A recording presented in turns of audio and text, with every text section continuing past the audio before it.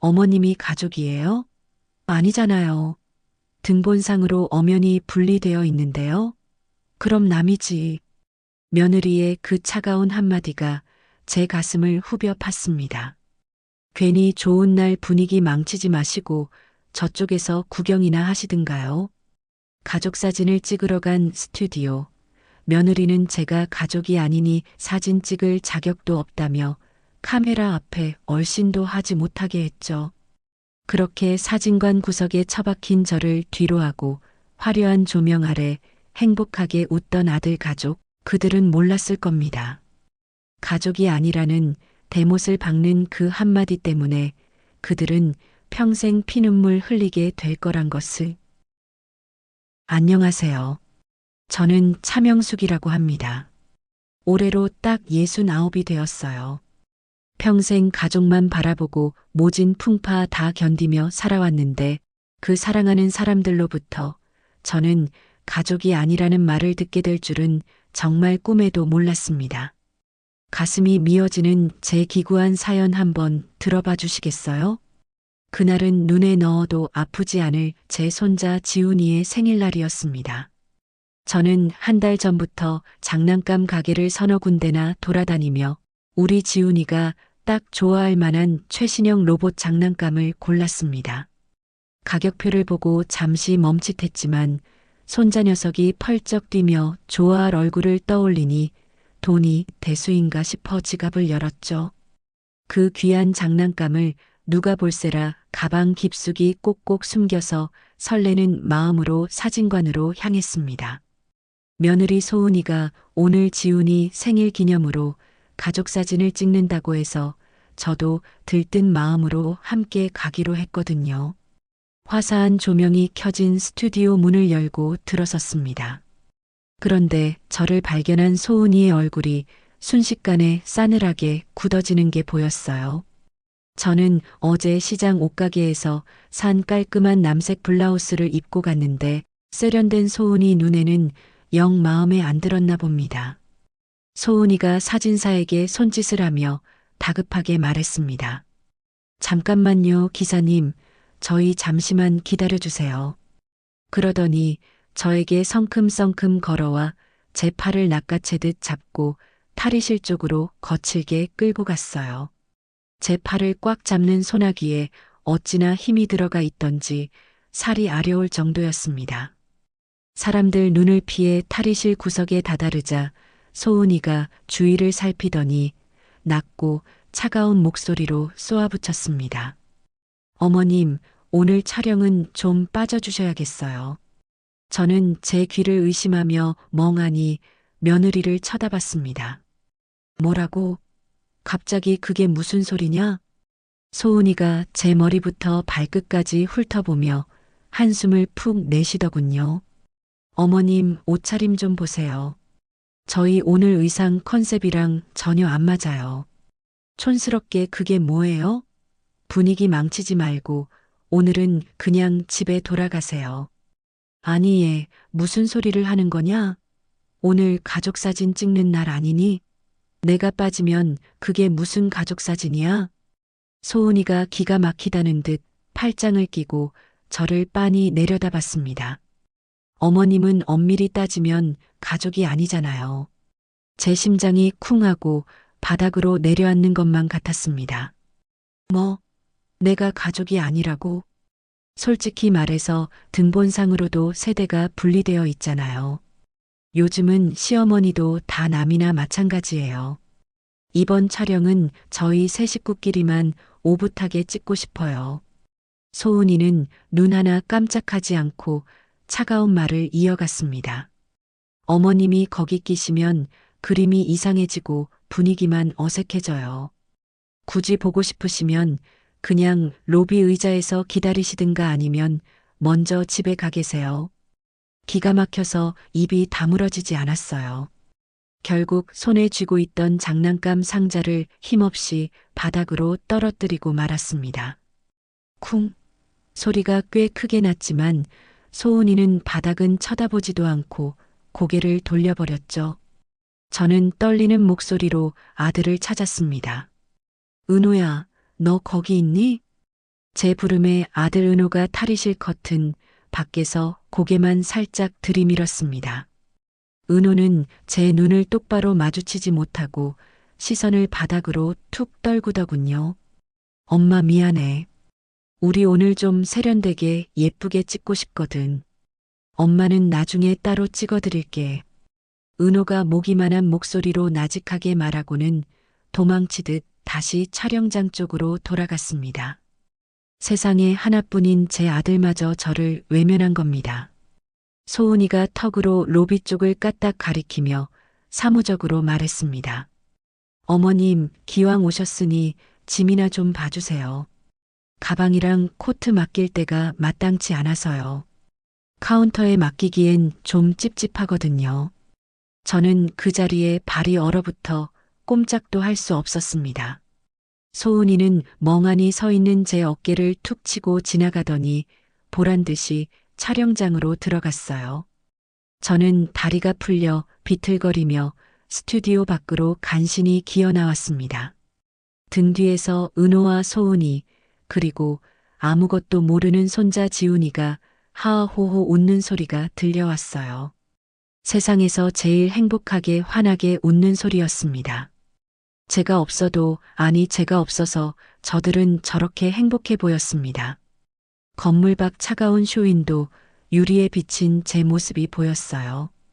딱 봐도 시장표인 느낌이 나는 남색 블라우스를 입은 초라한 할머니 한 명. 누가 봐도 볼품없고 처량한 모습이었습니다. 집으로 돌아오는 버스 안에서 창밖을 보는데 길이 어찌나 멀게만 느껴지던지요.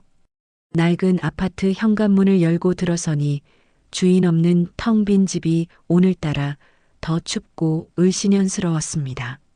저는 떨리는 몸을 이끌고 방으로 들어가 옷장을 열었습니다. 옷장 깊숙한 뒤편에는 아무도 모르게 숨겨둔 이중 금고가 있었어요. 익숙하게 비밀번호를 누르고 묵직한 금고 문을 여니 두툼한 서류 파일 하나가 나왔습니다.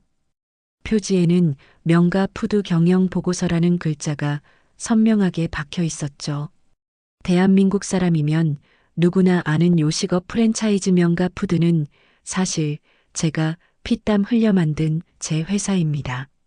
40년 전에 시장 바닥에서 떡볶이 리어카로 시작했지만 지금은 전국 방방곡곡에 매장을 둔 건실한 중견기업이 되었어요. 하지만 제 아들 은호는 이 엄청난 사실을 까맣게 모릅니다. 저는 유능한 전문 경영인을 내세워 회사를 운영하면서 제 정체를 가족들에게조차 철저히 숨겨왔거든요. 은호한테는 그저 시장에서 떡볶이 팔아 억척스럽게 모은 돈으로 작은 상가 하나 사서 월세나 꼬박꼬박 받고 산다고 말했습니다. 아들이 혹여나 제 많은 재산만 바라보고 흥청망청 살다가 자립심을 잃을까봐 걱정이 되어 그랬어요.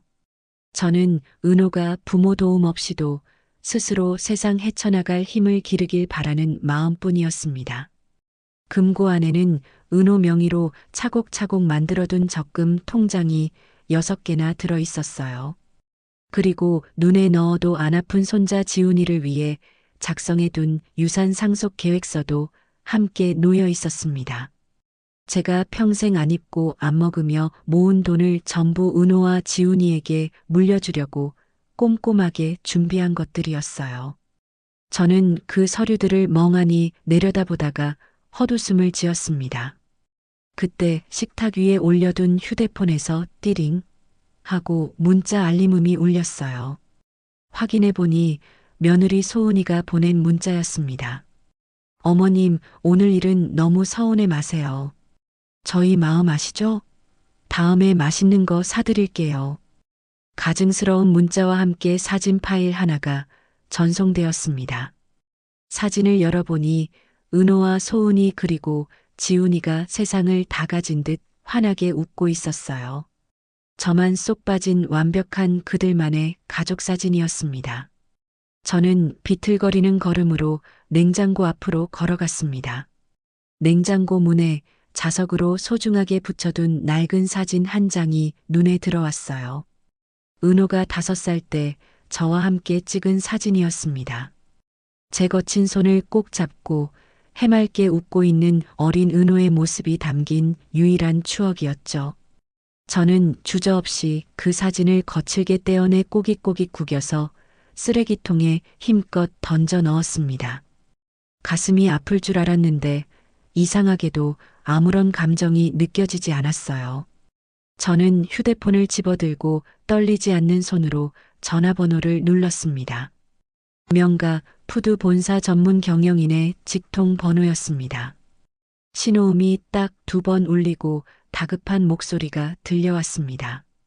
회장님 안녕하십니까? 갑자기 연락을 다 주시고 무슨 일이십니까? 저는 차갑게 가라앉은 목소리로 또박또박 말했습니다. 이사회 소집 준비하세요. 제가 직접 경영 일선에 복귀할 겁니다. 수화기 너머에서 당황한 기색이 역력했습니다. 네, 복귀하신다고요? 알겠습니다. 언제쯤으로 일정을 잡으면 되겠습니까? 다음 주 월요일입니다. 한치 소홀함 없이 완벽하게 준비하세요. 전화를 툭 끊고 저는 어둠이 깔리는 창밖을 바라봤습니다. 유리에 비친 제 눈빛이 예전과 다르게 서늘하게 빛나고 있었습니다.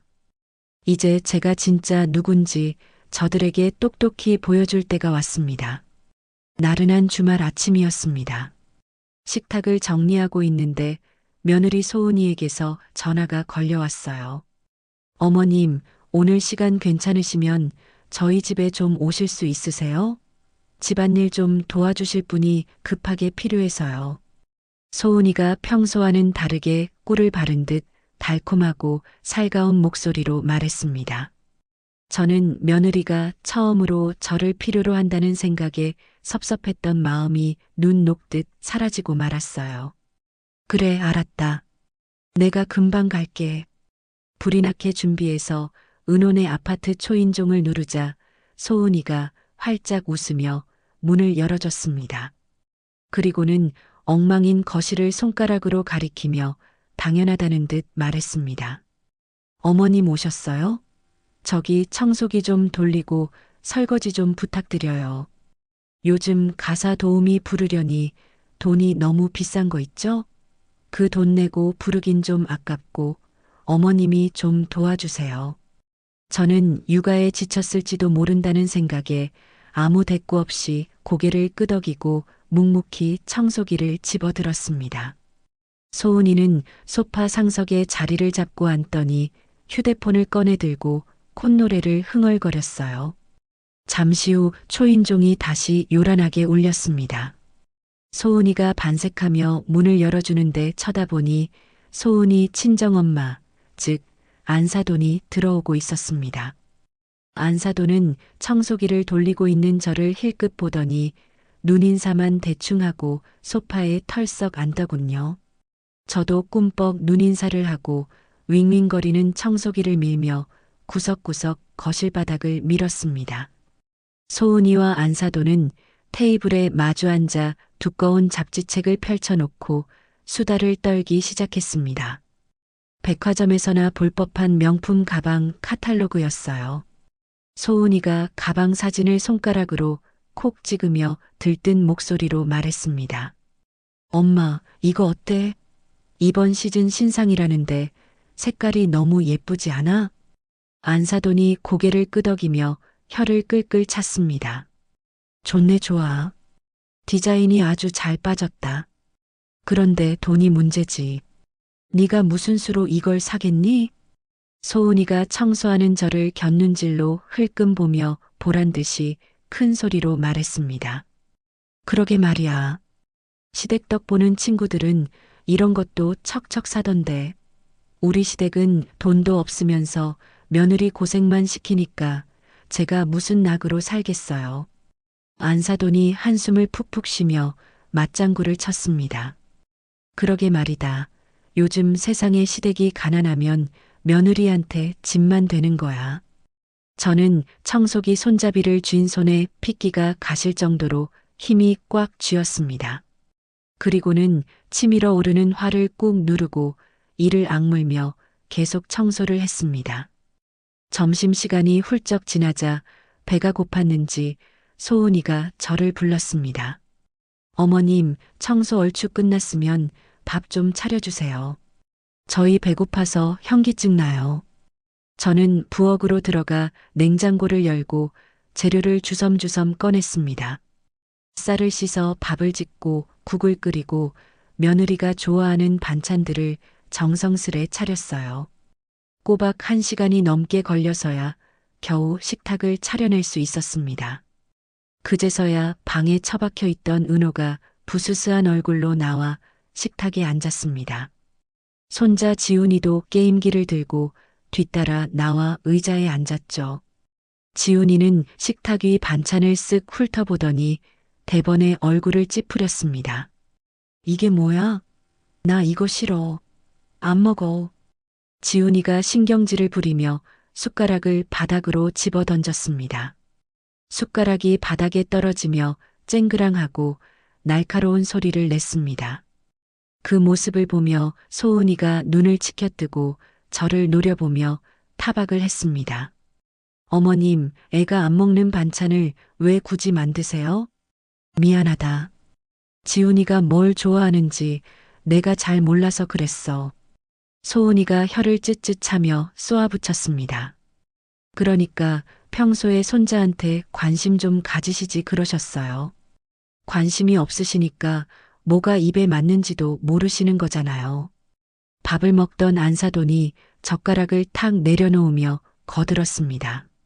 사돈 어른은 노후 준비도 제대로 안 해놓으셨다면서요? 요즘 같은 100세 시대에 준비 없이 늙으면 자식한테 얼마나 큰 짐이 되는지 모르시나 봐요. 아들 은호는 밥을 묵묵히 떠먹으며 고개만 숙인 채 아무 말도 하지 못하고 있었습니다. 저는 식탁 구석 모서리에 위태롭게 앉아 밥을 꾸역꾸역 밀어 넣었습니다. 모래알을 씹는 것 같아 목구멍으로 밥이 제대로 넘어가는 것 같지도 않았어요. 그렇게 소화도 제대로 안 될 것 같은 식사가 끝나고 저는 산더미 같은 설거지까지 도맡아 했습니다. 설거지를 마치고 뒷정리까지 한 뒤 거실로 나오니 은호가 소파에 비스듬히 누워 텔레비전을 보고 있었습니다. 저는 가방에서 미리 준비한 하얀 봉투를 꺼내 은호에게 조심스럽게 내밀었어요. 은호야, 이거 얼마 안 되지만 너 써라. 보약이라도 한 재 지어 먹어. 은호가 누운 채로 봉투를 받아 슬쩍 열어보더니 돈 액수를 확인하고는 휙 주머니에 찔러 넣었습니다. 고맙다는 말 한마디도 없이 시선은 텔레비전에 고정되어 있었죠. 됐어. 나 바쁘니까 그만 가봐. 은호가 귀찮다는 듯 손을 휘휘 저으며 말했습니다. 저는 씁쓸한 마음을 감추며 가방을 챙겨 들고 현관으로 향했죠. 그때 등 뒤에서 소은이가 안사돈에게 속삭이듯 말하는 소리가 들려왔습니다. 돈도 쥐꼬리만큼 주면서 생색은 밥이나 얻어먹으러 오시는 건지 원. 저는 더 이상 더 있기가 힘들어 도망치듯 신발을 구겨 신고 문을 열어 밖으로 나왔습니다. 엘리베이터를 기다리는 복도가 오늘따라 끝도 없이 길게만 느껴졌습니다. 그렇게 며칠이 지났습니다. 저녁 8시쯤 되었을까요? 갑자기 초인종 소리가 요란하게 울렸어요. 인터폰을 볼 새도 없이 문을 열어보니 은호와 소은이가 잔뜩 굳은 얼굴로 서 있었습니다. 이 밤중에 연락도 없이 갑자기 웬일이냐? 은호가 대답도 없이 성큼성큼 안으로 들어서며 말했습니다. 엄마한테 잠깐 할 얘기가 있어서 왔어. 소은이가 거실을 기분 나쁜 눈으로 훑어보며 말했습니다. 어머님, 이 집 너무 낡고 냄새나요. 이거 파시고 저희랑 합쳐서 같이 사는 게 어때요? 무슨 소리냐? 갑자기 집을 팔라니? 은호가 소파에 거만하게 다리를 꼬고 앉으며 말했습니다. 엄마, 혼자 사는 것도 위험하고 고독사라도 하면 어떡해? 집 팔아서 그 돈 우리 집에 보태. 우리가 모시고 살게. 소은이가 팔짱을 끼고 싸늘하게 덧붙였습니다. 어머님, 어차피 나중에 나이 더 드셔서 치매라도 오시면 저희가 다 관리해야 돼요. 정신 온전하실 때 정리하셔서 저희한테 증여하시는 게 세금도 아끼고 서로 좋은 거예요. 아무렇지도 않게 고독사 치매라는 말을 내뱉는 아들 부부를 보며 제 손이 부들부들 떨리기 시작했습니다. 난 이 집 팔 생각 없다. 내 집은 내가 알아서 할 거야. 너희한테는 권리 없다. 그때 은호가 벌떡 일어서며 고래고래 소리를 질렀습니다. 엄마가 나한테 해준 게 뭐가 있다고 그렇게 고집을 부려. 늙어서 돈 쥐고 있으면 뭐해? 은호가 홧김에 텔레비전 옆에 있던 애지중지하던 화분을 발로 걷어찼습니다. 와장창 하는 소리와 함께 화분이 바닥에 떨어지며 산산조각이 났습니다. 은호야, 너 지금 제정신이니? 진정해. 그 정신없는 사이 소은이는 안방으로 들어가더니 다짜고짜 서랍장을 열고 뒤지기 시작했습니다. 어머님, 어디 숨겨둔 쌈짓돈 있으시죠? 통장이랑 도장 다 내놓으세요. 우리가 관리해 드릴게요. 저는 기가 막혀 소은이에게 달려가 팔을 붙잡았습니다. 이게 무슨 되먹지 못한 행동이야? 당장 나가지 못해? 소은이가 제 손을 거칠게 뿌리치며 저를 확 밀쳤습니다. 이거 놓으세요. 늙은이가 힘은 왜 이렇게 세? 저는 중심을 잃고 뒤로 휘청거리다 쿵 하고 엉덩방아를 찌우며 넘어졌습니다. 엉덩이와 팔이 딱딱한 바닥에 부딪히며 찌릿한 통증이 머리끝까지 올라왔어요. 은호는 넘어진 저를 일으켜줄 생각도 하지 않고 저를 싸늘하게 내려다보며 혀를 찼습니다. 고집 좀 그만 부려. 나 이제 엄마 징징거리는 거 지쳤어. 갈게. 은호가 현관으로 나가버리고 소은이도 머리카락을 쓸어 넘기며 뒤따라 나갔습니다. 현관문이 쾅 하고 닫히며 집안이 다시 정막에 휩싸였습니다. 저는 바닥에 주저앉은 채 욱신거리는 팔을 문질러 봤습니다. 팔뚝에 금세 시퍼런 멍이 들기 시작했습니다. 그제서야 참았던 눈물이 툭 터지듯 주르륵 흘러내렸습니다. 이제야 확실히 알았습니다. 은호는 더 이상 제 아들이 아니었어요. 저는 비틀거리며 일어나 거울 앞에 섰습니다. 거울 속에 비친 헝클어진 머리와 멍든 팔을 한 제 모습은 너무나 초라하고 비참했습니다.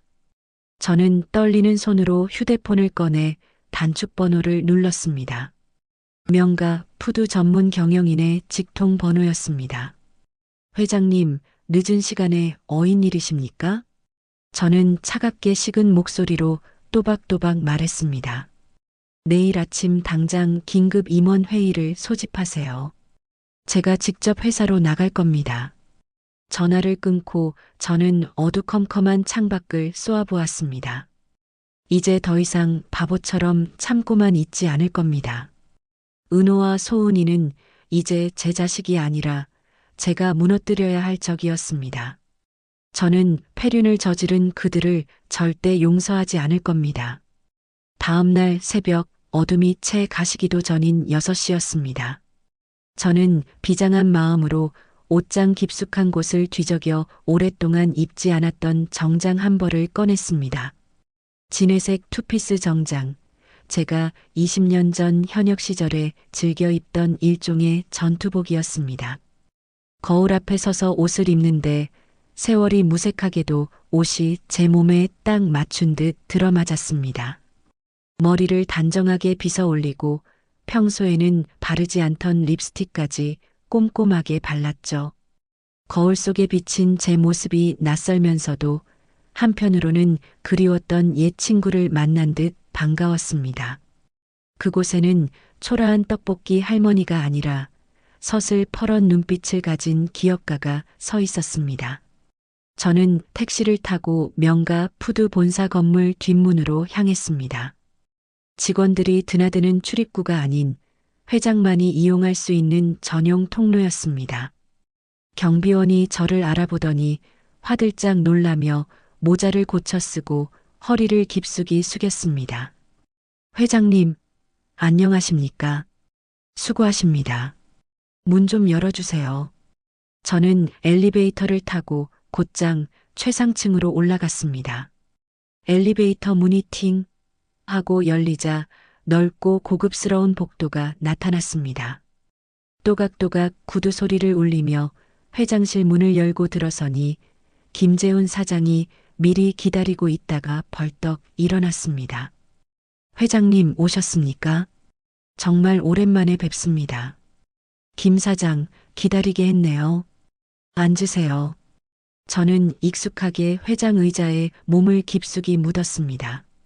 가죽 의자의 서늘한 감촉이 등줄기를 타고 흐르자 몸이 예전의 감각을 기억해내는 듯 했습니다.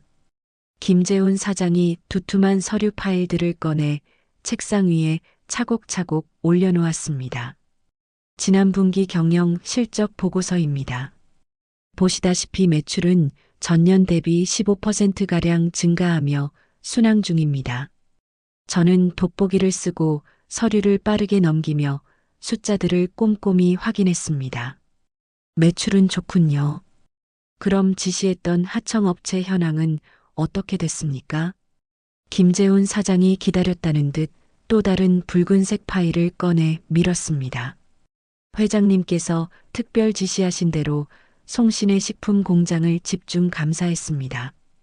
예상대로 위생 불량은 기본이고 원산지 허위 표시 위반 사례가 다수 적발되었습니다. 송신의 식품, 바로 며느리 소은이의 친정아버지가 운영하는 공장이었습니다. 확실한 증거 자료는 확보했습니까? 빠져나갈 구멍 없이요. 예, 걱정 마십시오. 현장 사진과 장부 조작 서류까지 완벽하게 정리해 두었습니다. 저는 파일을 펼쳐 적나라한 현장 사진들을 훑어보았습니다. 쥐가 나올 듯 지저분한 작업장 바닥과 유통기한이 한참 지난 썩은 원료들이 찍혀 있었습니다. 기가 막히는군요. 당장 거래 정지 경고장을 발부하세요. 그리고 위약금 청구 내용 증명도 함께 보내세요.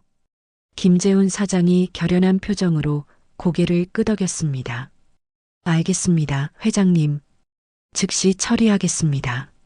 그때 회장실 문을 조심스럽게 노크하는 소리가 들렸습니다. 회장님, 강 변호사님 오셨습니다. 들어오라고 하세요. 문이 열리고 말끔한 정장 차림의 강성현 변호사가 들어왔습니다. 그가 저를 보고 환하게 웃으며 다가왔습니다. 회장님 부르셨습니까? 오늘따라 유독 더 카리스마 있어 보이십니다. 어서 와요, 강 변호사. 앉으세요. 강 변호사가 제 맞은편에 앉자 김재훈 사장이 눈치 빠르게 자리에서 일어나 목례를 하고 나갔습니다. 저는 강 변호사를 신뢰 가득한 눈빛으로 바라보며 말했습니다. 오늘부로 제 모든 법적 대리인 권한을 강 변호사에게 위임하려고 합니다. 이제 본격적으로 시작해야죠. 강 변호사가 웃음기를 거두고 진지한 표정으로 고개를 끄덕였습니다. 감사합니다. 제가 회장님을 위해 그리고 정의를 위해 최선을 다하겠습니다. 고마워요. 그건 그렇고 아들 은호놈한테 지원했던 자금 회수건은 어떻게 진행되고 있습니까? 강 변호사가 가방에서 서류 뭉치를 꺼내 제 앞에 펼쳐 보였습니다. 법적 검토를 완벽하게 마쳤습니다. 다행히 부담부 증여로 처리된 자금이기 때문에 부양 의무 불이행이라는 조건 위반 시 반환 청구가 가능합니다. 저는 떨리는 손으로 서류를 받아들었습니다. 은호 명의로 해준 아파트 구입 자금부터 사업한다고 가져간 지원금 내역이 빼곡하게 적혀 있었습니다. 그래서 청구 금액이 총 얼마입니까? 법정이자까지 포함해서 대략 3억 5천만 원입니다. 저는 서류를 책상 위에 탁 소리나게 내려놓았습니다. 좋아요. 당장 소송 준비 시작하세요. 인정사정 봐줄 것 없습니다. 강 변호사가 걱정스러운 눈빛으로 저를 조심스럽게 살폈습니다. 회장님, 정말 괜찮으시겠습니까? 아무리 그래도 아드님이신데. 강 변호사, 저한테 이제 아들은 없습니다. 그놈은 이제 그저 악질 채무자일 뿐이에요. 저는 의자를 빙그르르 돌려 통유리 창밖을 바라보았습니다. 발 아래로 바쁘게 움직이는 도시가 한눈에 들어왔습니다. 말로 해서 안 되면 법으로라도 가르쳐야죠. 그게 부모의 마지막 도리 아니겠어요? 이제 제 방식대로 아주 혹독하게 가르칠 겁니다.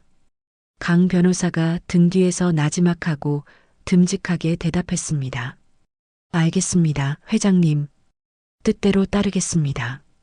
그날 오후 김재훈 사장에게서 보고 전화가 걸려왔습니다. 회장님, 지시하신 대로 송신의 식품공장에 감사팀을 파견해 거래, 정지 경고장을 전달했습니다. 수고했어요. 그래, 경고장을 받은 송씨 사장 반응은 어떻던가요? 처음에는 당황해서 어쩔 줄 몰라 하더니 이내 별일 아니라는 듯 큰 소리치더군요. 어차피 며칠 뒤 취임하는 신임 회장님한테 줄만 잘 서면 해결될 일이라면서요. 저도 모르게 헛웃음이 터져 나왔습니다. 그래요? 줄을 잘 서면 된다? 곧 알게 되겠군요. 그 줄이 썩은 동아줄이라는 걸요.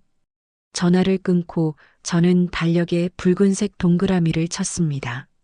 취임식 날짜는 정확히 2주 뒤 금요일이었습니다. 그날 저녁 퇴근 준비를 하고 있는데 강 변호사가 다급한 목소리로 전화를 걸어왔습니다.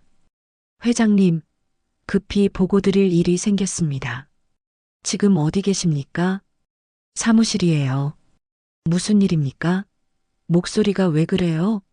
아드님 김은호 씨가 회장님 댁에 무단 침입했습니다. 보안 시스템 경보가 울려서 제가 먼저 출동했습니다. 제 손에 쥔 휴대폰이 부서질 듯 힘이 들어갔습니다. 뭐라고요? 지금 그놈 어디 있습니까? 일단 강제로 내보냈습니다. 지금 회장님 댁 앞에서 제가 지키고 있습니다. 그런데 집 안 상태가 좀... 알았어요. 지금 바로 갈게요. 저는 택시를 잡아타고 쏜살같이 집으로 향했습니다. 집 앞에 도착하니 가로등 아래에서 강 변호사가 보안업체 직원 2명과 함께 심각한 표정으로 서 있었습니다. 강 변호사가 택시에서 내리는 저를 보고 한달음에 달려왔습니다. 회장님, 놀라셨죠? 난 괜찮아요. 집 안꼴은 어떻습니까? 직접 보시는 게 나을 것 같습니다. 들어가시죠. 떨리는 손으로 현관문을 열고 들어가니 집안은 마치 폭격을 맞은 듯 엉망진창이었습니다. 거실 서랍이란 서랍은 모두 뽑혀나와 널브러져 있고 안방 옷장 문도 활짝 열린 채 옷가지들이 바닥에 나뒹굴고 있었습니다. 강 변호사가 난장판이 된 거실을 가리키며 설명했습니다. 정황상 아드님이 인감도장과 집 문서를 찾으려고 뒤진 것 같습니다. 안방에 있는 금고 비밀번호를 누른 흔적도 발견됐고요. 저는 신발도 벗지 못한 채 방으로 뛰어들어가 금고부터 확인했습니다. 다행히 금고는 굳게 닫혀 있었습니다.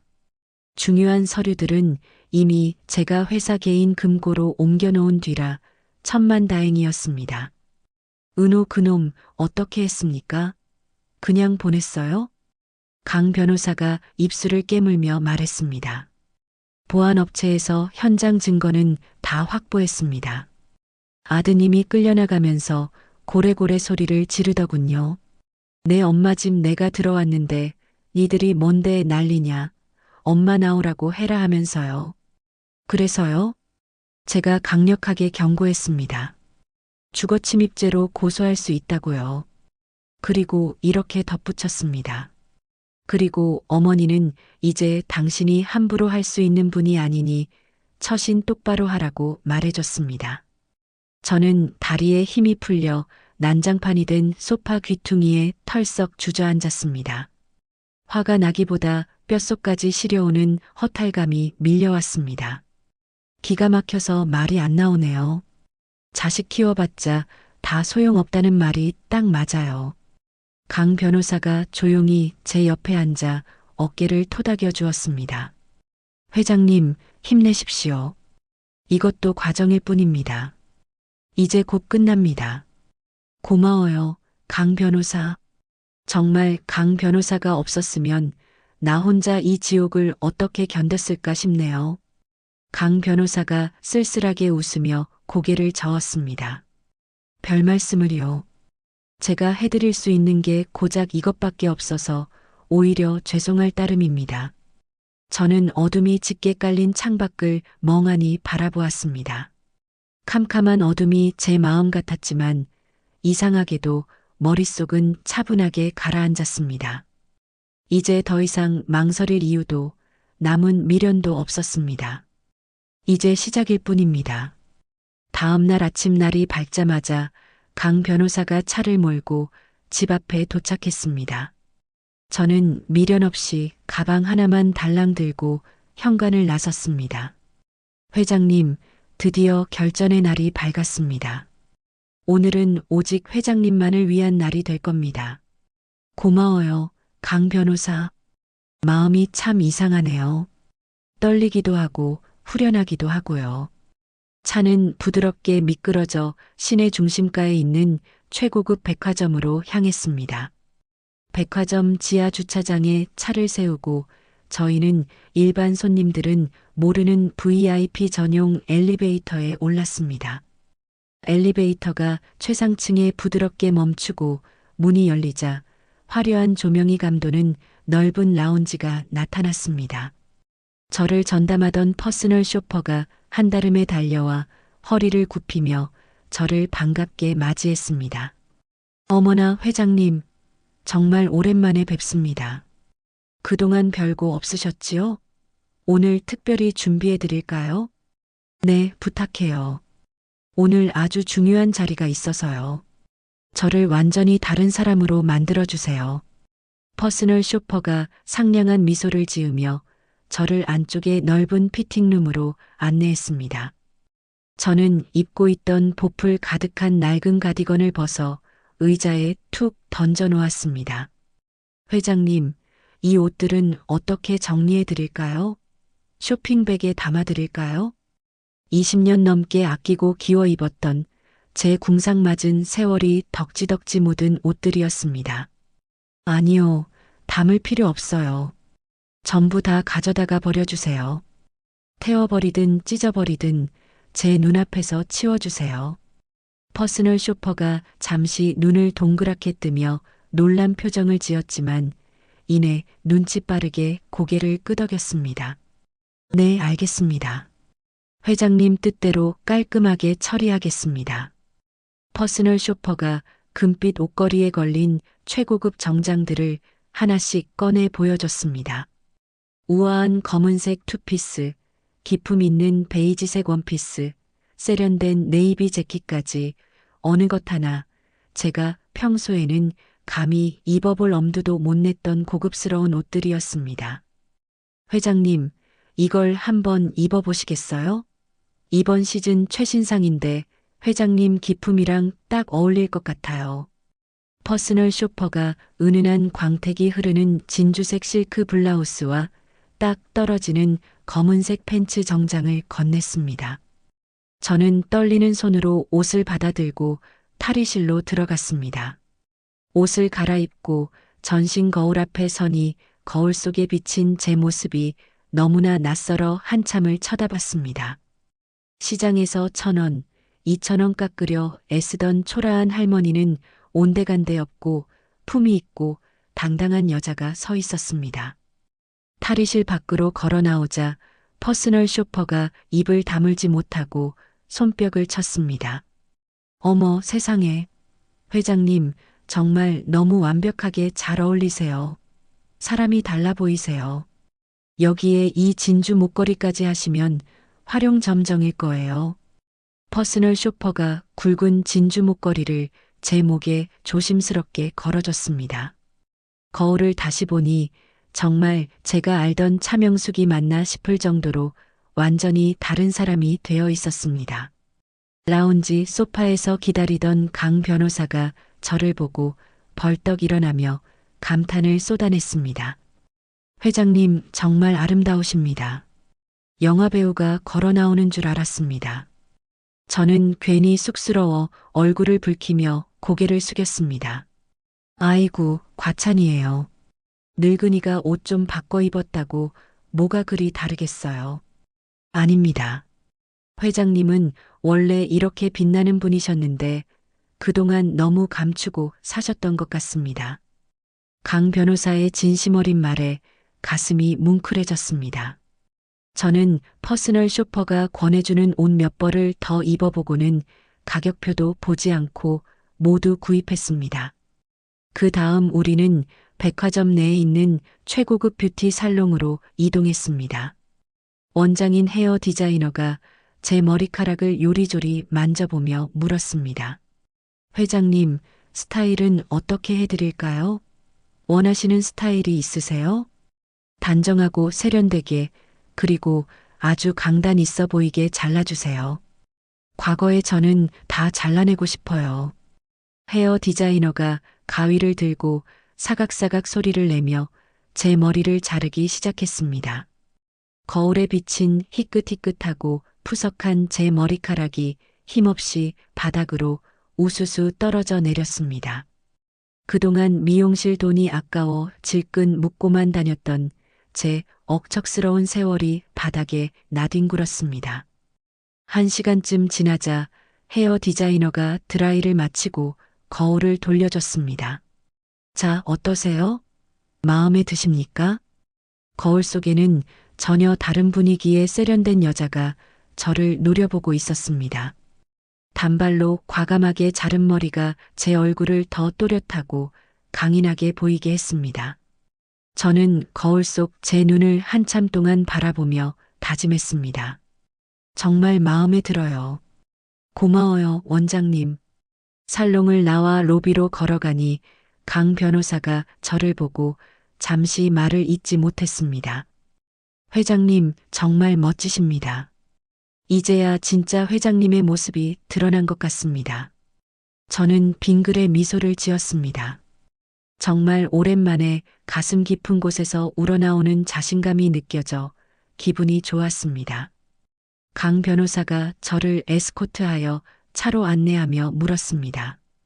이제 예정대로 은행 일을 처리하러 가시겠습니까? 네, 가야죠. 더 이상 미룰 필요 없어요. 은행 VIP 창구에 도착하자 지점장이 직접 나와 저를 맞이했습니다.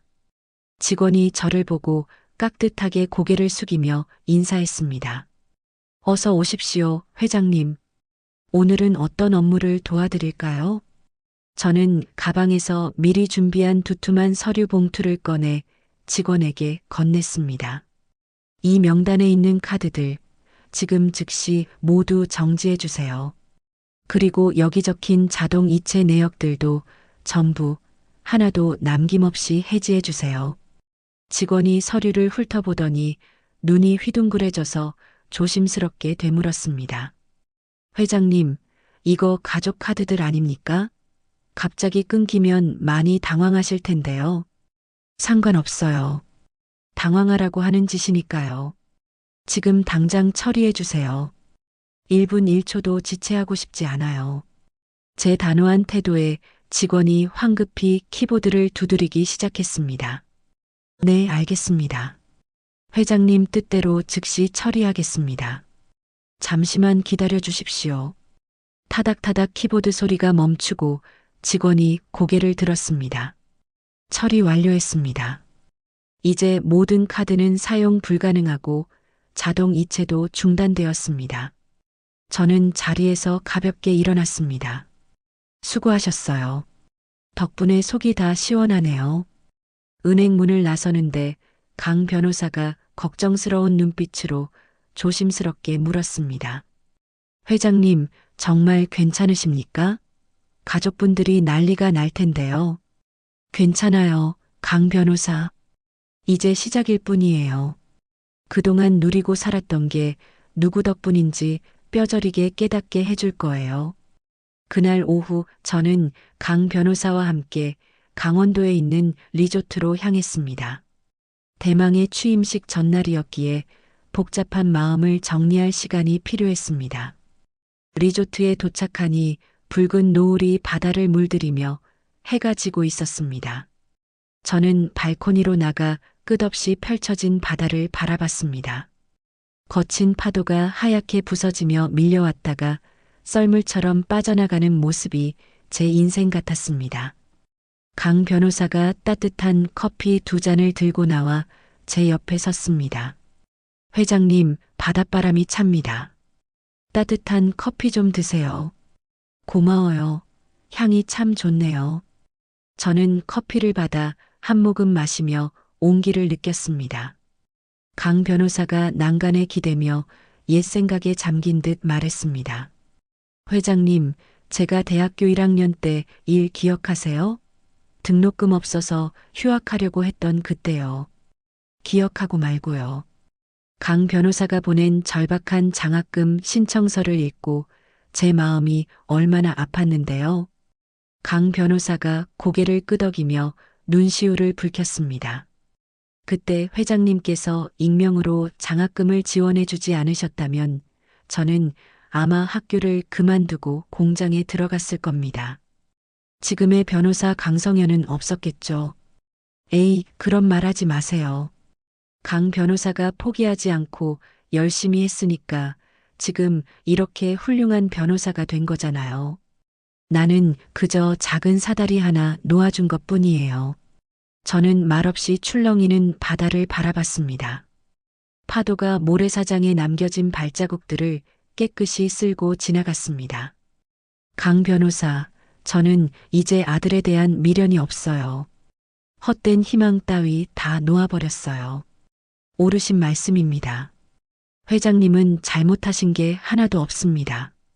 저는 듬직한 강 변호사를 보며 따뜻한 미소를 지었습니다. 내일 취임식 정말 재미있을 거예요. 그 아이들 표정이 어떨지 벌써부터 궁금해지네요.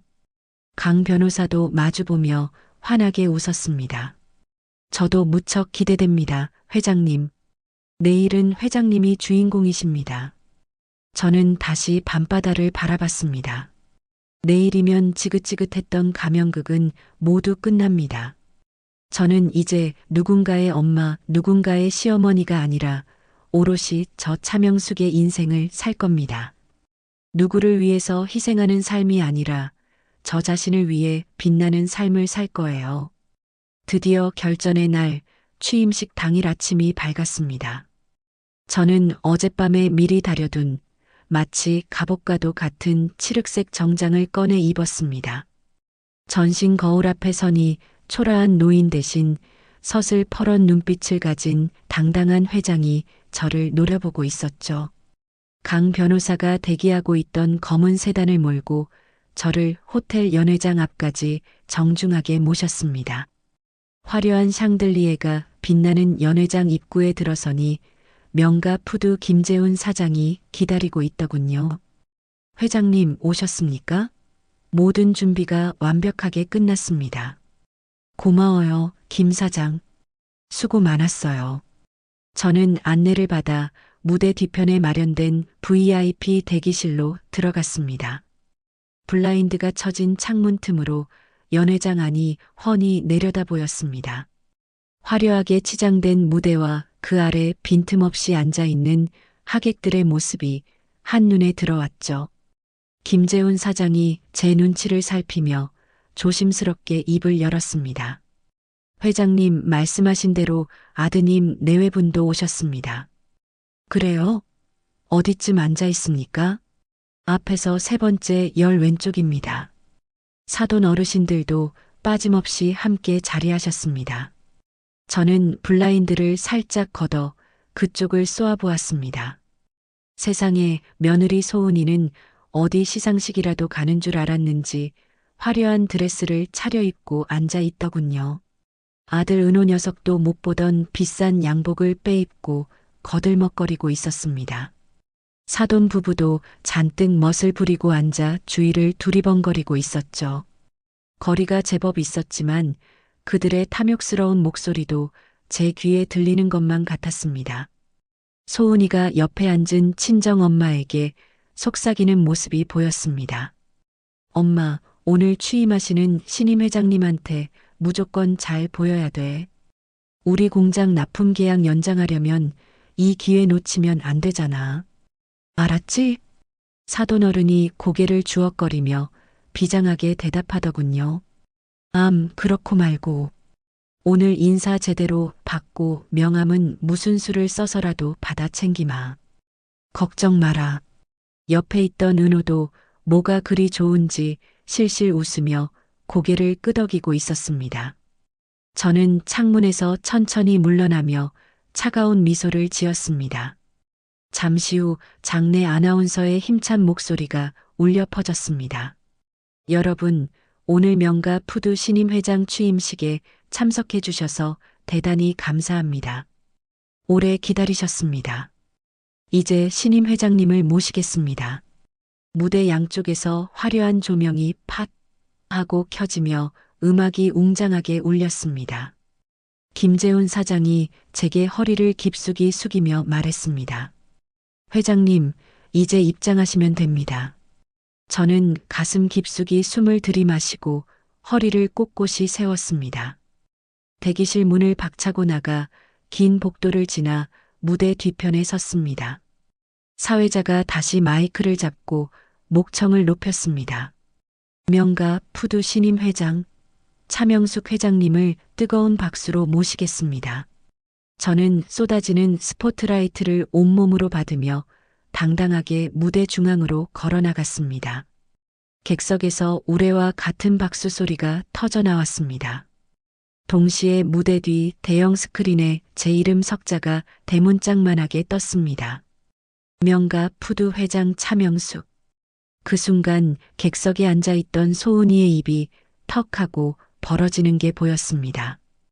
은호는 귀신이라도 본 사람처럼 자리에서 엉거주춤 일어서려다 다리에 힘이 풀렸는지 다시 주저앉더군요. 사돈 부부는 서로의 얼굴을 쳐다보며 하얗게 질려 입만 뻐끔거리고 있었습니다. 저는 천천히 연단에 서서 마이크를 잡았습니다. 안녕하십니까? 명가 푸드 신임 회장 차명숙입니다. 오늘 이 자리에 함께해 주신 모든 내외빈 여러분께 깊은 감사를 드립니다. 객석에서 다시 한번 환호와 박수가 터져 나왔습니다. 저는 박수를 치지 못하고 얼어붙어 있는 은호와 소은이를 똑바로 응시했습니다. 제 시선을 느꼈는지 두 사람은 고개를 푹 숙이고 부들부들 떨고 있었습니다. 취임식이 어떻게 끝났는지 모르게 시간이 흘렀고 저는 회장 집무실로 올라갔습니다. 김재훈 사장과 강 변호사가 제 뒤를 든든하게 지키며 따라왔죠. 회장 집무실 문을 열고 들어서려는데 복도 저편에서 왁자지껄한 소란이 일어났습니다. 비서실장님, 저희는 가족이라니까요. 어머님이 회장님이신데 아들을 막는 게 말이 됩니까? 비켜요. 익숙한 소은이의 앙칼진 목소리였습니다. 저는 비서실장을 향해 손짓하며 차갑게 말했습니다. 시끄러우니까 들여보내세요.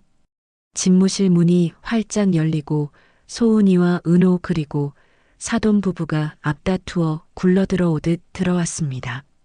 소은이가 제 앞으로 달려오더니 바닥에 털썩 무릎을 꿇었습니다. 어머님, 아니 회장님, 죄송합니다. 죽을 죄를 지었습니다. 제가 정말 잘못했어요. 소은이가 닭똥 같은 눈물을 뚝뚝 흘리며 빌었습니다. 하지만 저는 알았습니다. 저 눈물은 반성의 눈물이 아니라 돈줄이 끊길까봐 흘리는 악어의 눈물이라는 것을요. 은호도 쭈뼛거리다 제 앞에 무릎을 꿇고 고개를 숙였습니다. 엄마 미안해. 내가 진짜 잘못했어. 용서해줘. 안사돈이 떨리는 목소리로 손을 비비며 애원했습니다. 회장님, 저희가 눈이 어두워 못 알아뵙고 큰 실례를 범했습니다. 부디 넓은 아량으로 용서해 주십시오. 저는 가죽 의자에 깊숙이 기대 앉아 발밑에 엎드린 그들을 싸늘하게 내려다봤습니다. 다들 일어나세요. 하지만 아무도 일어날 생각을 하지 않았습니다. 저는 옆에 서 있는 김재훈 사장에게 눈짓을 보냈습니다. 김재훈 사장이 기다렸다는 듯 두툼한 서류 봉투를 꺼내 책상 위에 탁 하고 소리나게 올려놓았습니다. 송신의 식품과의 납품 계약은 이 시간부로 즉시 해지합니다.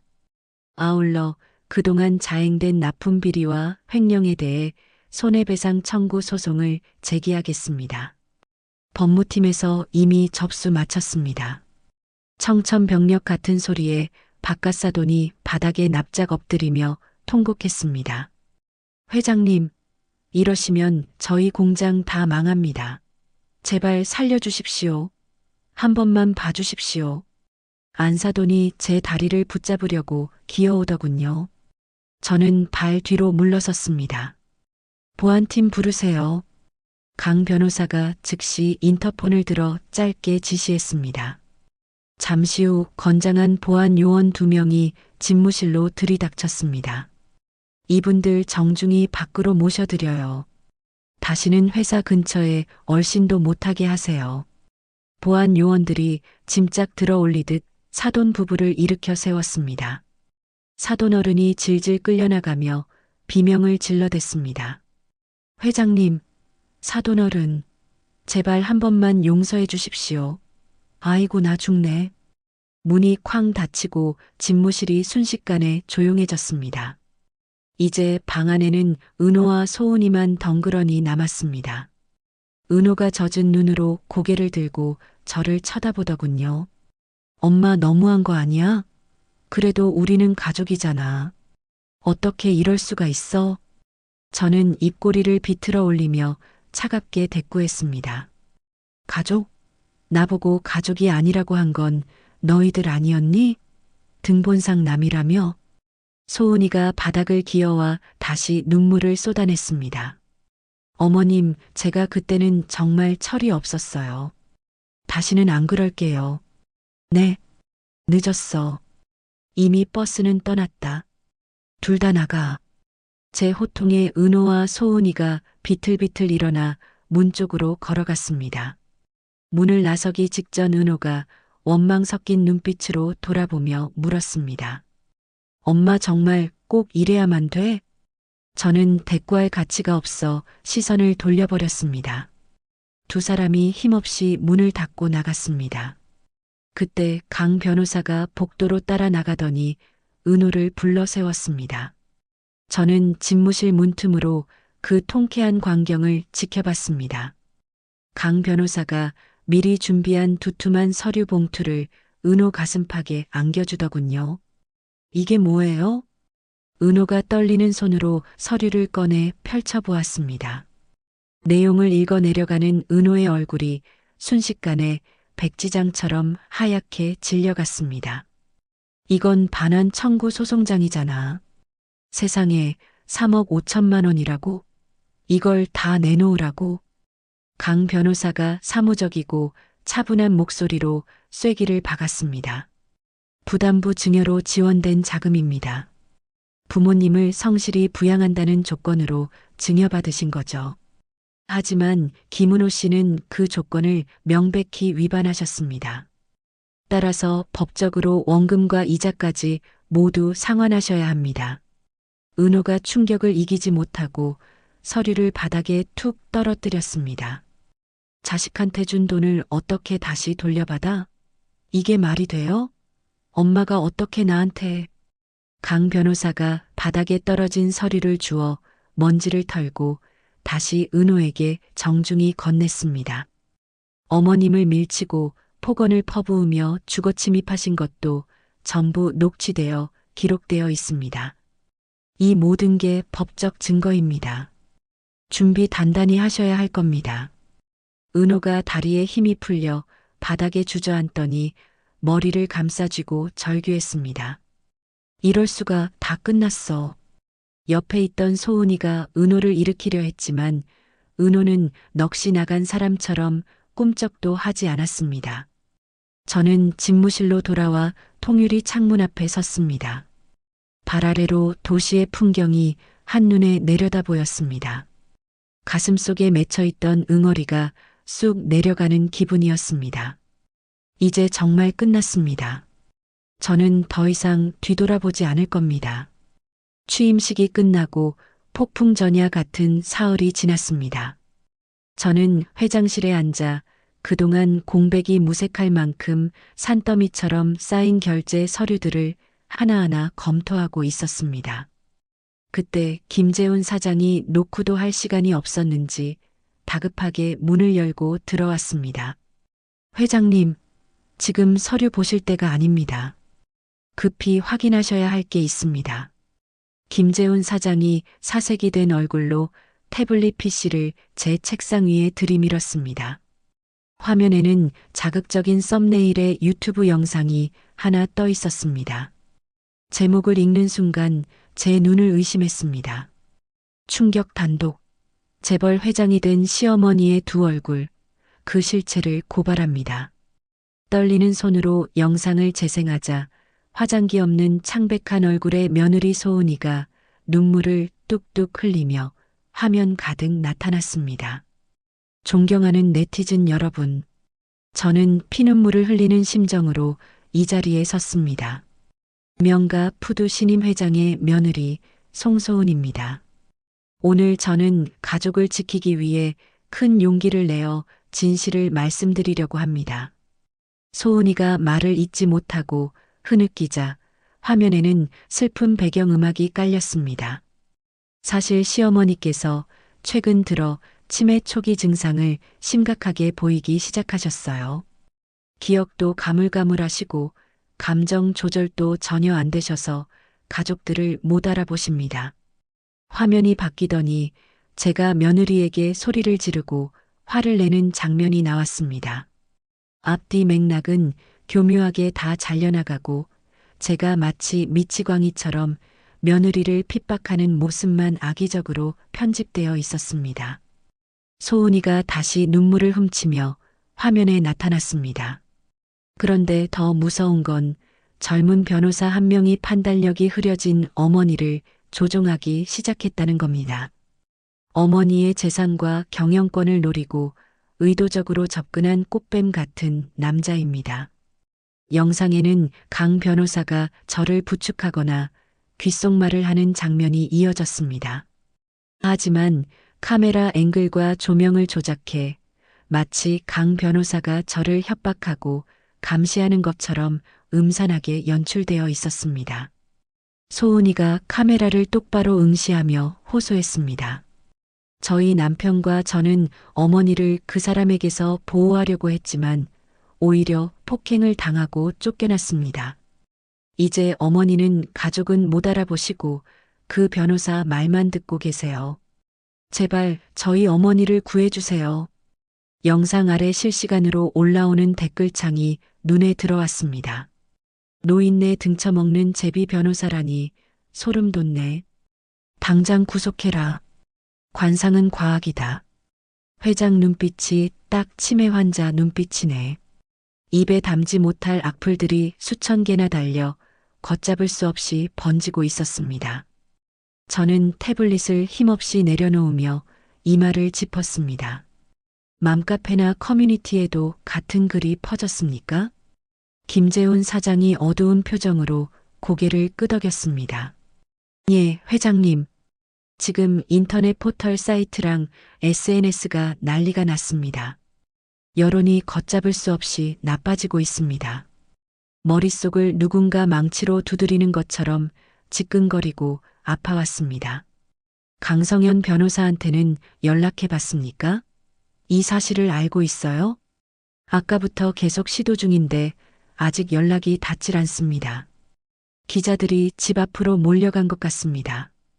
저는 떨리는 손으로 휴대폰을 들어 강 변호사에게 전화를 걸었습니다. 신호음만 길게 이어질 뿐 강 변호사는 전화를 받지 않았습니다. 그날 밤 저는 천근만근 무거운 몸을 이끌고 집으로 돌아가는 택시에 올랐습니다. 그런데 갑자기 창밖에 불빛들이 어지럽게 번져 보이더니 갑자기 세상이 빙글빙글 돌기 시작했습니다. 그러다 눈앞이 까맣게 흐려지더니 저는 그대로 정신을 잃고 말았습니다. 얼마나 시간이 지났을요? 눈을 힘겹게 떴을 때 하얀 천장이 눈에 들어왔습니다. 소독약 냄새가 코를 찌르는 병원이었습니다. 제 팔에는 링거 바늘이 꽂혀 있었고 침대 옆 의자에는 강 변호사가 근심 가득한 얼굴로 앉아 있었습니다. 회장님, 정신이 좀 드십니까? 저를 알아보시겠어요? 강 변호사, 여기가 어디예요? 내가 왜 여기 누워 있어요? 병원 응급실입니다. 택시 기사님이 쓰러지신 회장님 휴대폰으로 제게 연락해 주셔서 급히 모시고 왔습니다. 저는 몸을 일으키려 했지만 손가락 하나 까딱할 힘이 없었습니다. 극심한 과로와 스트레스로 인한 실신이라고 합니다. 안정이 최우선이니 좀 더 쉬셔야 해요. 그때 병실 문이 쾅 하고 벌컥 열리며 정적을 깼습니다. 그때 은호와 소은이가 기다렸다는 듯 들이닥쳤습니다. 소은이가 당황한 의사를 강제로 끌고 들어오며 날카롭게 소리쳤습니다. 선생님, 여기에요. 저희 어머니 치매 검사 좀 지금 당장 해주세요. 상태가 심각하다고요. 의사가 난처한 표정으로 뒷걸음질 쳤습니다. 아니, 보호자분. 아무리 가족이라도 환자 본인 동의 없이는 강제 검사가 어렵습니다. 절차를 지켜주세요. 은호가 씩씩거리며 의사 앞을 가로막고 고래고래 소리를 질렀습니다. 우리가 법적 보호자라니까요. 성년 후견인 신청할 거니까 지금 당장 치매 진단서부터 끊어주세요. 내 어머니 내가 고치겠다는데 의사가 왜 막아? 강 변호사가 벌떡 일어서서 그들을 막아섰습니다. 지금 이게 무슨 행패입니까? 회장님, 안정이 필요합니다. 당장 나가세요. 그러자 소은이가 품에서 휴대폰을 꺼내 들더니 생중계 버튼을 눌렀습니다. 순식간에 소은이의 표정이 가련한 비련의 여주인공으로 돌변했습니다. 여러분, 지금 보고 계신가요? 저 젊은 남자가 우리 아픈 어머니를 가로막고 못 만나게 하고 있어요. 저희가 어머니를 돌보려고 하는데 저렇게 힘으로 막고 있다고요. 강 변호사가 소은이의 휴대폰 카메라를 손으로 가리며 낮게 으르렁거렸습니다. 당장 끄세요. 지금 초상권 침해에 허위 사실 유포하고 있는 겁니다. 소은이가 과장된 몸짓으로 뒤로 넘어지는 척하며 악을 썼습니다. 야, 여러분 도와주세요. 저 남자가 저를 때리려고 해요. 우리 어머니를 병실에 감금하고 있어요. 병실 밖에서 놀란 간호사들과 보안 요원들이 우르르 달려왔습니다. 저는 침대에 힘없이 누워 그 기가 막힌 총극을 지켜보았습니다. 억장이 무너져 내리는 것 같아 뜨거운 눈물이 볼을 타고 흘러내렸습니다. 은호가 제 침대 머리맡으로 다가와 비릿한 미소를 지으며 속삭였습니다. 엄마, 이제 아무 걱정 말고 편히 쉬어. 엄마, 그 많은 돈이랑 회사 관리는 우리가 알아서 잘할게. 응? 소은이가 카메라를 끄지 않은 채 제 옆에 서서 섬뜩하게 웃으며 말했습니다. 어머님, 걱정하지 마세요. 저희가 곁에서 끝까지 지켜드릴게요. 저 나쁜 변호사한테서는 저희가 구해드릴게요. 강 변호사가 참다 못해 은호를 거칠게 밀쳐내며 소리쳤습니다. 이 쓰레기 같은 놈들, 당장 회장님 곁에서 떨어져. 나가란 말이야. 결국 병원 보안 요원들이 달려들어 난동을 부리는 은호와 소은이를 병실 밖으로 끌어냈습니다. 이거나, 내가 아들이라고. 내 엄마한테 내가 가겠다는데 왜 이래?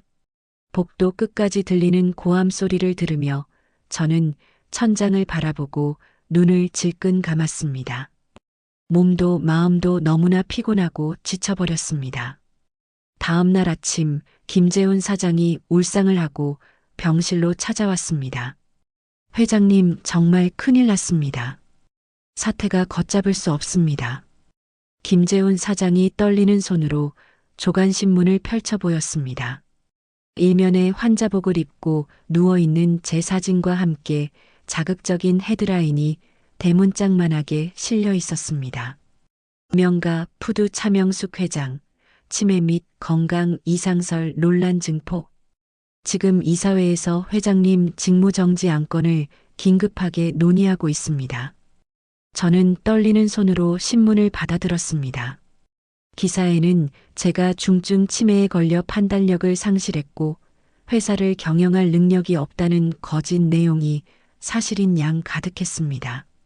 그리고 지금 회사 정문 앞에 시위대도 몰려왔습니다. 회장 퇴진과 강 변호사 구속을 요구하고 있습니다. 그때 강 변호사가 굳은 얼굴로 병실 문을 열고 들어왔습니다. 회장님, 방금 확인했는데 주가가 하한가로 곤두박질 치고 있습니다. 주주들의 항해 전화가 빗발치고 있습니다. 저는 입술을 깨물며 침대에서 몸을 일으켰습니다. 링거 바늘이 꽂힌 팔이 욱신거렸지만 더 이상 누워 있을 수 없었습니다. 병실 벽에 걸린 텔레비전을 켜니 뉴스 속보가 흘러나오고 있었습니다. 앵커가 심각한 표정으로 말했죠. 명가 푸드 차명숙 회장의 건강 이상설이 사실로 굳어지면서 주가가 연일 급락하고 있습니다. 회장의 며느리는 회장이 치매 초기 증상을 보이고 있으며 측근인 젊은 변호사가 회장을 조종해 경영권을 탈취하려 한다고 주장했습니다. 화면 자료로 소은이가 기자들 앞에서 거짓 눈물을 흘리는 모습이 나왔습니다. 그리고 강 변호사가 저를 부축해 병원으로 들어가는 장면이 교묘하게 편집되어 마치 납치하는 것처럼 나오고 있었습니다. 모든 게 왜곡되고 모든 게 거짓이었습니다. 저는 팔에 꽂힌 링거 바늘을 거칠게 확 뽑아버렸습니다. 살점이 뜯겨나가며 붉은 피가 주르륵 흘러내렸지만 아픔조차 느껴지지 않았습니다. 회장님, 뭐 하시는 겁니까?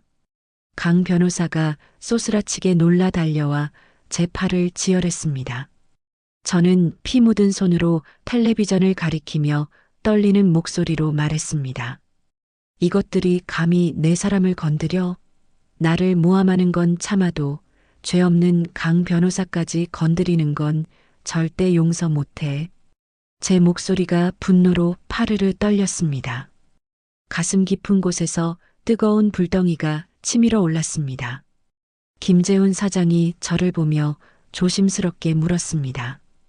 회장님, 몸도 편찮으신데 어떻게 하려고 하십니까? 저는 침대에서 내려와 창문 앞에 섰습니다. 유리창 너머 병원 밖에도 피켓을 든 사람들이 모여 있는 게 보였습니다. 치매 회장 퇴진하라. 노인 착취 변호사 구속하라. 저는 뒤를 돌아 강 변호사와 김재훈 사장을 번갈아 보며 차갑게 명령했습니다. 지금 당장 기자 회견 준비하세요. 제가 직접 카메라 앞에 설 겁니다. 강 변호사가 걱정스러운 표정으로 말렸습니다. 회장님, 하지만 지금은 몸 상태가 너무 안 좋으십니다. 조금만 더 안정을 취하시고. 아니요, 괜찮아요.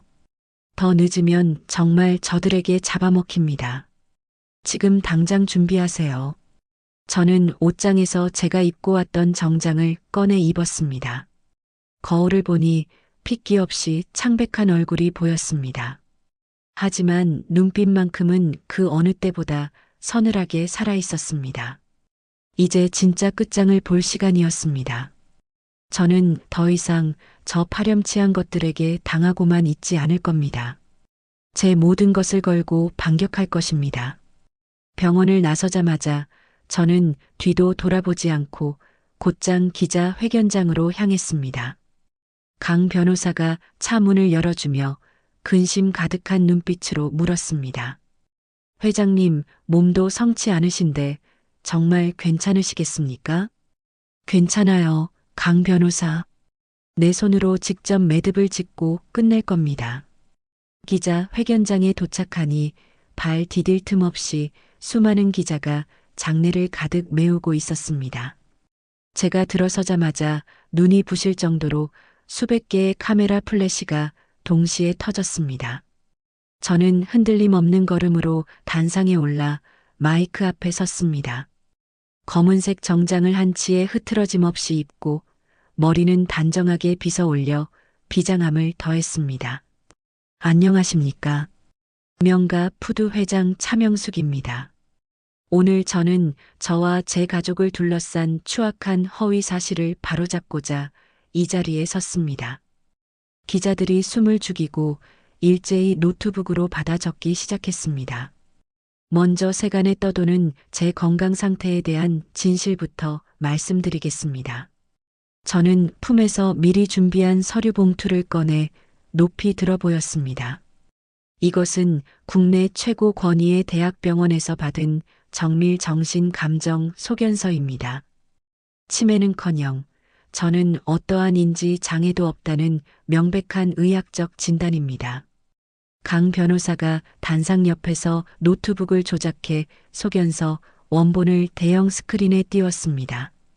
의사의 친필 서명과 병원 직인이 선명하게 확대되어 화면을 꽉 채웠습니다. 기자 한 명이 손을 번쩍 들고 날카롭게 질문했습니다. 그럼 며느리분의 주장이 전부 거짓이라는 말씀입니까? 조작된 거란 말입니까? 네, 하나부터 10까지 완전한 거짓입니다. 말로만 하지 않겠습니다. 지금부터 결정적인 증거를 보여드리겠습니다. 강 변호사가 다시 노트북 키보드를 두드렸습니다. 스크린의 지직거리는 소리와 함께 영상이 재생되기 시작했습니다. 익숙한 제 집 거실 풍경이 나타났습니다. 영상 속 소은이가 악을 쓰며 저를 거칠게 밀치는 장면이 적나라하게 나왔습니다. 스피커를 통해 소은이의 도끼 어린 목소리가 회견장에 생생하게 울려 퍼졌습니다. 노망났으면 곱게 죽을 것이지. 어서 집이나 팔아서 우리 줘요. 화면 속 힘없는 제가 바닥에 쿵 하고 내동댕이 쳐지는 모습이 이어졌습니다. 지켜보던 기자들 사이에서 헉 하는 탄식과 함께 숨을 삼키는 소리가 들렸습니다. 곧이어 화면이 바뀌고 가족사진 촬영장의 CCTV 영상이 재생되었습니다. 소은이가 팔짱을 끼고 제게 쏘아붙이는 소리가 또렷하게 들렸습니다. 어머님은 가족이 아니잖아요. 남인데 왜 끼세요? 빠져주세요. 기자들 사이에서 세상에 저게 며느리가 할 소리야? 라며 웅성거리는 소리가 파도처럼 퍼져나갔습니다. 다음 영상은 더 충격적이었습니다. 아들 은호가 빈 제 집 안방에 들어와 서랍을 마구잡이로 뒤지는 장면이었습니다. 금고 비밀번호를 알아내려고 끙끙대며 시도하다가 화풀이로 가구를 발로 차는 모습까지 고스란히 담겨 있었습니다. 저는 떨리는 손으로 마이크를 잡고 힘주어 말했습니다. 보셨습니까? 이것이 제 아들과 며느리가 저에게 저지른 패륜입니다. 저를 가족이 아니라고 내쳤고 제 집과 재산을 빼앗으려 했으며 제가 거부하자 무자비한 폭력을 휘둘렀습니다.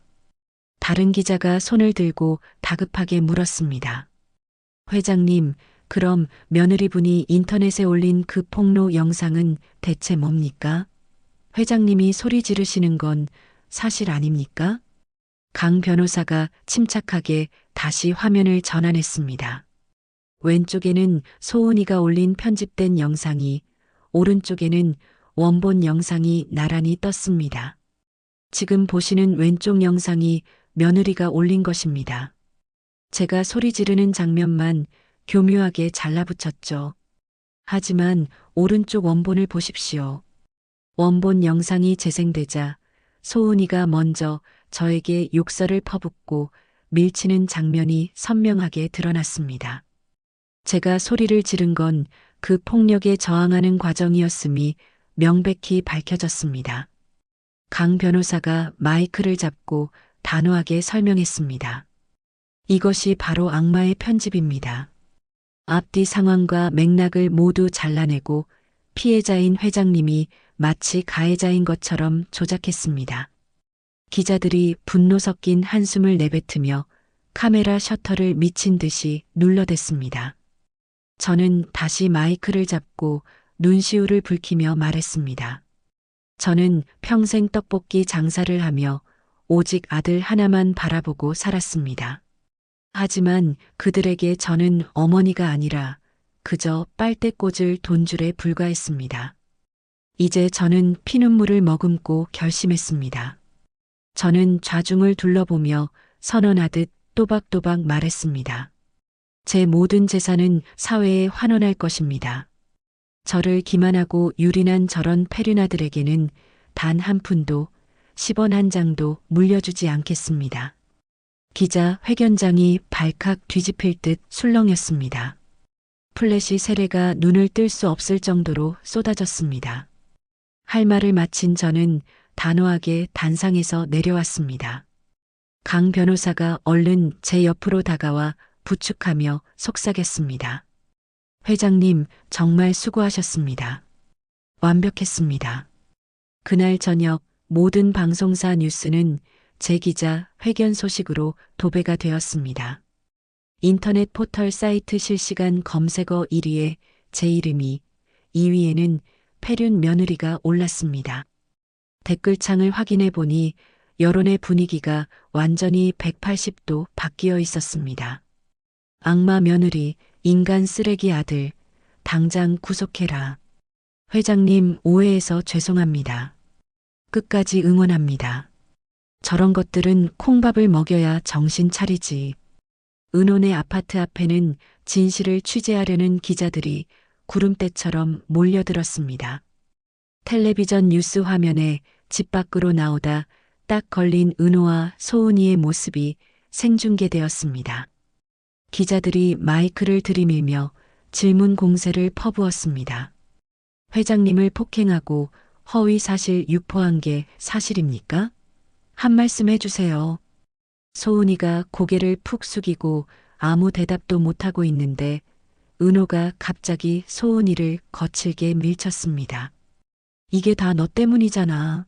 네가 영상 편집해서 올리라고 시켰잖아. 난 분명히 안 한다고 했어. 그러자 소은이가 독을 품고 달려들어 은호의 멱살을 잡았습니다. 뭐, 웃기지 마. 당신이 엄마 집 털러 가자고 먼저 꼬드겼잖아. 왜 이제 와서 딴소리야?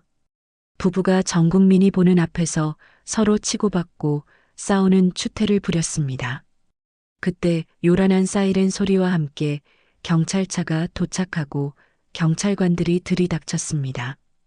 경찰관이 은호와 소은이의 팔을 꺾고 수갑을 채워줬고 쌍으로 수갑을 찬 채 질질 끌려가 경찰차에 실리는 모습이 클로즈업 되었습니다. 저는 텔레비전을 툭 끄고 조용히 창밖을 바라봤습니다. 속이 시원할 줄 알았는데 가슴 한구석이 텅 빈 것처럼 씁쓸했습니다. 일주일 후 구치소에서 면회 신청이 왔다는 연락을 받았습니다. 수감 번호를 보니 은호였습니다. 강 변호사가 조심스럽게 의향을 물었습니다. 회장님, 안 가셔도 됩니다. 어떻게 하시겠습니까? 마지막으로 얼굴은 봐야죠. 가보겠습니다. 무거운 발걸음으로 구치소 접견실에 도착했습니다. 두꺼운 유리병 너머로 죄수복을 입은 은호가 초라하게 앉아 있었습니다. 일주일 사이에 폭삭 늙어버린 은호는 수염이 덥수룩하고 꼴이 말이 아니었습니다. 제가 수화기를 들자 은호도 떨리는 손으로 수화기를 들었습니다. 엄마. 은호의 목소리가 파르르 떨리고 있었습니다. 엄마, 내가 죽을 죄를 지었어. 미안해. 제발 한 번만 용서해줘. 나 좀 여기서 꺼내줘. 저는 아무런 표정 없이 은호를 그저 가만히 바라보기만 했습니다.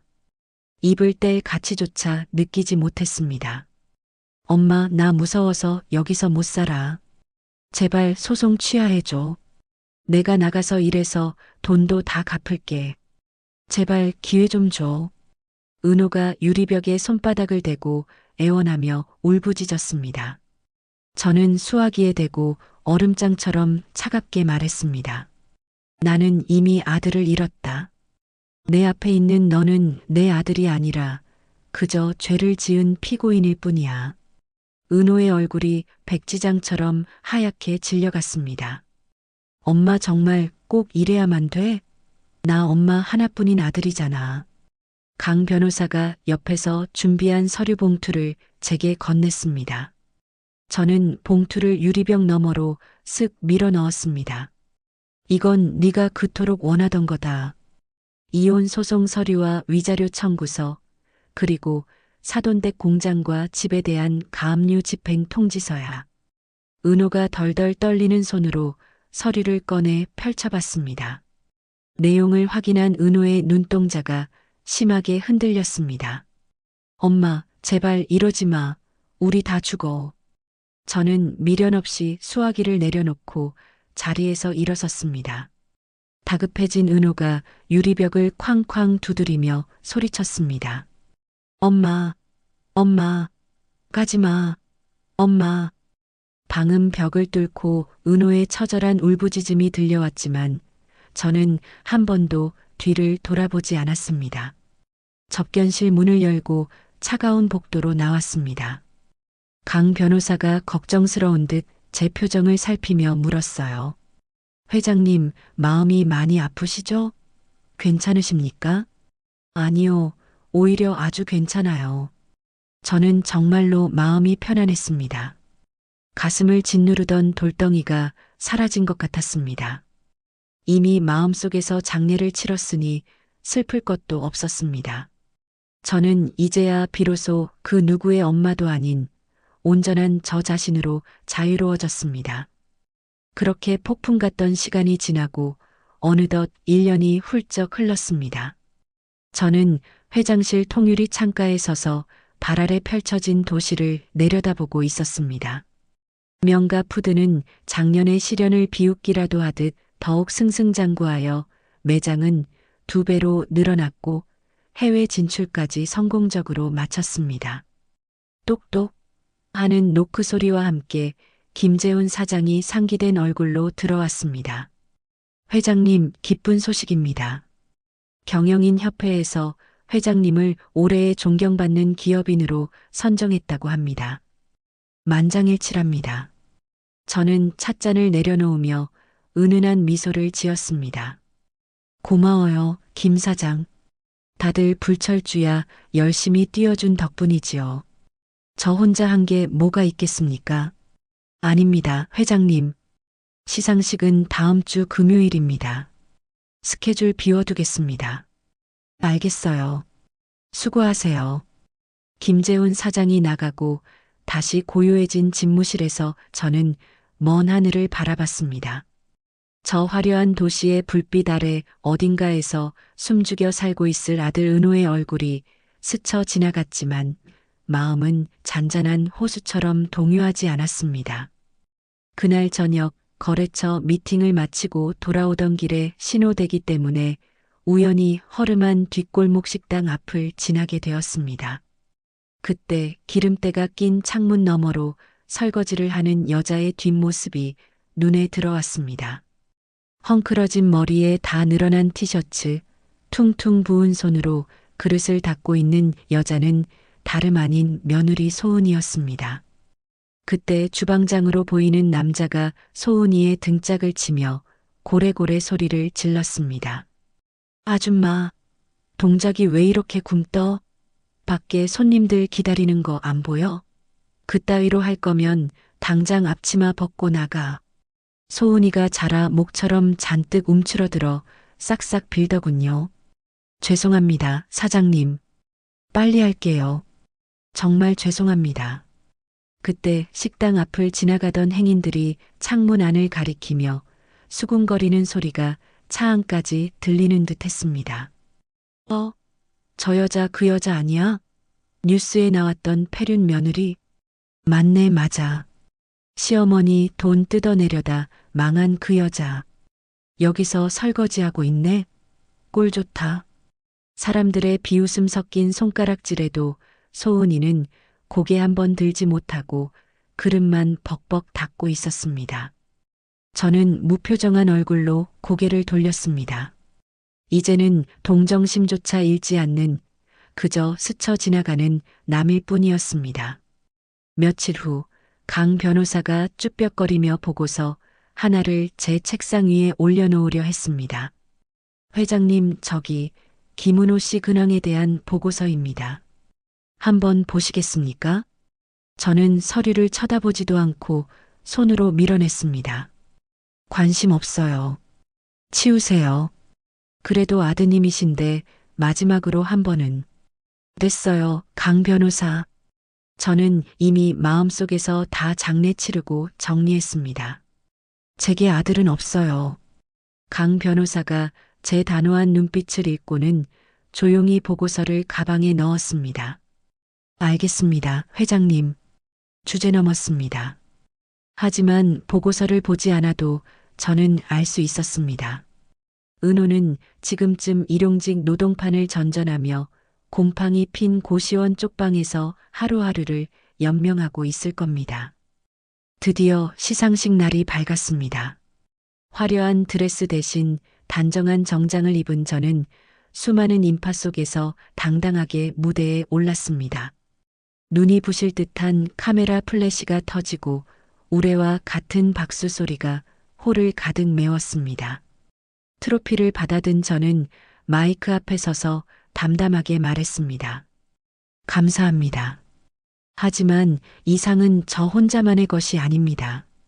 가족보다 더 가족 같은 우리 직원분들의 피와 땀이 만들어낸 결실입니다. 그날 밤 뉴스에는 환하게 웃는 제 모습이 대문짝만하게 나왔을 겁니다. 아마 은호는 좁디 좁은 고시원 방구석에서 편의점 컵라면으로 끼니를 때우다 그 뉴스를 봤겠지요.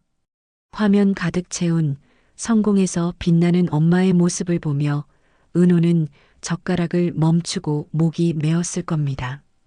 후회의 눈물을 흘리며 꺽꺽거려다 들은 건 얇은 벽 너머 옆방에서는 날아든 욕설뿐이었겠죠. 조용히 좀 해. 저 페르나 자식 밤마다 시끄러워 죽겠네. 은호는 소리 죽여 울며 이불을 머리끝까지 뒤집어 썼을 겁니다. 뼈저린 후회는 언제나 늦는 법이니까요. 다음 날 저는 강 변호사를 집무실로 불렀습니다. 강 변호사, 저 중대 결정을 내렸어요. 회사 경영은 전문 경영인인 김재훈 사장에게 전적으로 맡기려고 해요. 강 변호사가 눈을 동그랗게 뜨며 놀라 물었습니다. 회장님, 갑자기 무슨 말씀이십니까? 은퇴라도 하시게요? 네, 맞아요. 저는 이제 진짜 제 인생을 살아보고 싶어요. 나를 찾는 여행을 떠나려고요. 강 변호사가 잠시 멍하니 있다가 이내 환한 미소를 지으며 고개를 끄덕였습니다. 정말 좋은 생각이십니다, 회장님.